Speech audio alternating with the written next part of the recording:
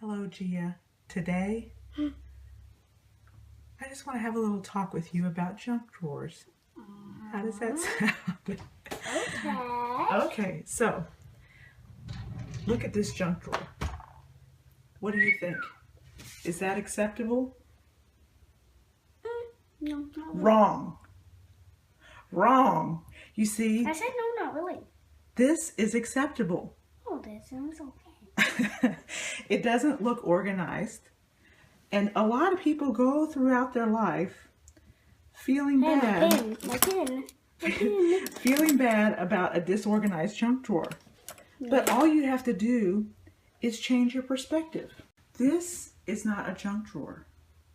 This is a collection area where you collect things in order to put them away, or it's also a little area where you have a few things, a few office supplies that you need to get to in the kitchen, because it's not going to hold much more than a few office supplies. And then you need to have a place where you can just kind of toss things. Yeah, I sometimes when I need to find something, like if we run out of bandages upstairs, I can just use this. All right. So I just come down here once there's something bad. Or like if you think of it in library terms, it's a reshelving area.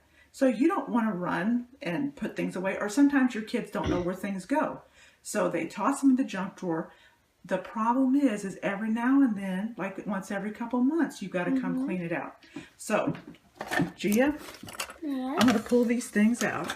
Okay, Now this probably needs to stay in there because you might need it sometime, right? Okay.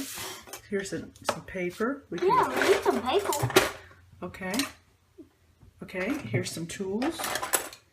Now I usually try to leave at least one tool in there.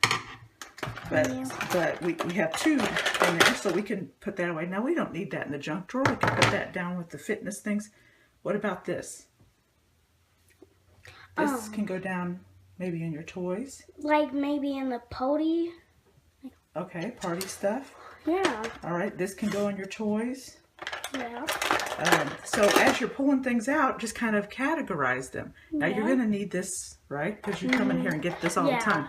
But we need scissors. you don't need two. Yeah. So we can take one of them They and we look can like the same color. put them away. In Now, this this can video. go in the toolbox. I know. Yeah. All right. Yeah. So let's put that with tools.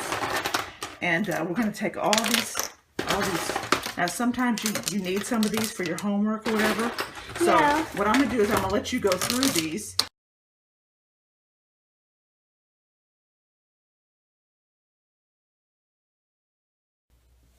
Okay, this is The empty drawer. the empty junk drawer. We used to have all that stuff. You can't really see everything, but all that stuff in there. We All right, used. so, and look, we even scooped up all this. These little plastic containers are good for just kind of reaching in there and scooping everything out. Yeah. So,